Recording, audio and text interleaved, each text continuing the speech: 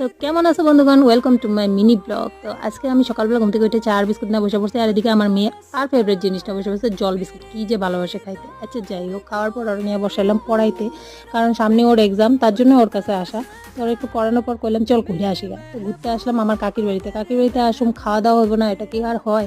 তো খাওয়া দাওয়াটা একদম মাস্ট। খাওয়া দাওয়ার পরে কাকির সাথে এক চোট আড্ডা দিয়া এবার ঘরে এসে পড়ছি। এত গরম লাগতেছিল, তাড়াতাড়ি করে স্নান করলাম। স্নান করার পরে খাইতে বসে পড়ছি। আজকে মা বানাইছিল পেঁপে বটি, মানে ভাজি আর পনিরের তরকারি। তো খাইতে খাইতে প্ল্যান হলো যে আজকে মালপোয়া হইব। তো মালপোয়ার জন্য মা সব রেডি করতেছে, আর এদিকে আমার মেয়ে আর্ট নিয়ে বসে পড়ছে। আর্ট প্রেমী মানুষ, যখন তখন আর্ট নিয়ে বসে।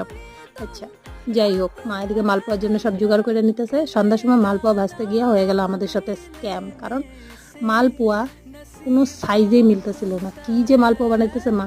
যাই হোক, সাইজে মিলুক না মিলুক, মালপোয়া কিন্তু খাইতে সেই টেস্টি হয়েছিল। কেমন লাগলো মিনি ব্লগটা জানাইবা নিশ্চয়ই। টাটা।